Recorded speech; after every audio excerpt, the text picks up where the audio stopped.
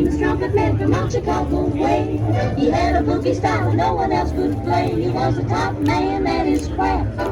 But then his number came up and he was gone with the draft. He's in the army now, a blowing reveille. He's the boogie woogie bugle boy of Company B. They made him blow a bugle for his Uncle Sam. It really brought him down because he couldn't jam. The captain seemed to understand, because the next day the cats went out and drafted the band. And now the company jumps when he plays reveille. He's the boogie woogie bugle boy of Company B. A toot, a toot, a tooty-lad, a tooty blows it eight to the bar. In boogie rhythm, he can't blow a note unless the bass and guitar is playing with him. He makes the company jump when he plays reveille. He's the boogie woogie bugle boy of Company B. He was the boogie woogie bugle boy of Company B. And when he plays boogie woogie bugle, he was dizzy as a baby. And when he plays, he makes the company jump eight to the bar. He's a boogie woogie bugle boy of Company B.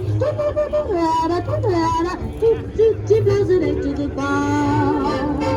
He can't blow a note if the bass and guitar isn't with him. The company jumps when he plays reveille.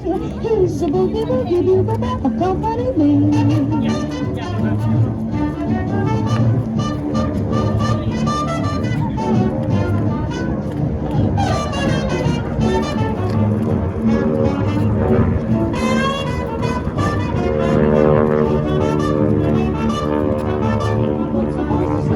Every night, it wakes them up the same way in the early right. They clap their hands and stamp their feet. Because you know how he plays, when someone gives him a beat, he really breaks it up. When he plays reveille, he's the boogie woogie bugle boy of Company B.